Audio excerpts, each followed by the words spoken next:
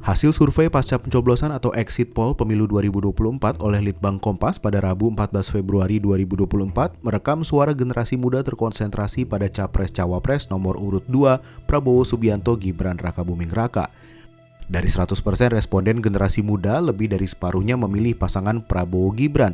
Secara lebih spesifik, pemilih milenial muda yang berusia 26-33 tahun mencapai 59,6% dan milenial madya yakni 34 hingga 41 tahun sebesar 54,1%. Lebih besar lagi, 2/3 bagian dari generasi Z atau pemilih berusia 17 hingga 25 tahun yang menjadi generasi termuda saat ini juga melabuhkan pilihan kepada Prabowo Gibran. Sementara makin dewasa usia pemilih, keyakinannya untuk memberikan suara kepada pasangan Anies Baswedan Muhaimin Iskandar dan Ganjar Pranowo Mahfud MD terpantau lebih tinggi. Munculnya sosok anak muda di bursa Capres-Cawapres 2024 tampaknya cukup berhasil memengaruhi arah dukungan politik para pemilih pada pemilu kali ini. Kehadiran Gibran yang berusia 36 tahun terbukti mampu memikat kaum muda. Tak heran jika kemudian sebagian besar generasi muda mempercayakan suara mereka kepada pasangan nomor urut 2 ini.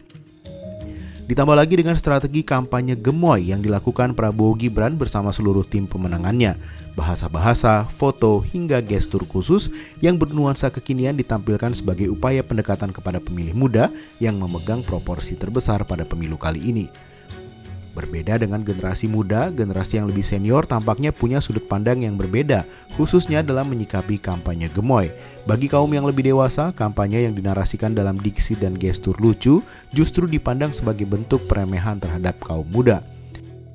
Begitu pula halnya dengan cara pandang generasi senior terhadap tegaknya nilai-nilai demokrasi dan konstitusi dalam proses pemilu.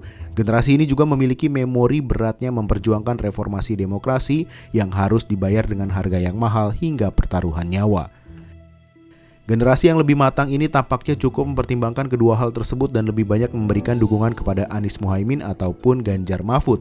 Sementara bagi kaum muda, peristiwa tersebut berjarak dengan kehidupan mereka saat ini karena tidak mengalami langsung.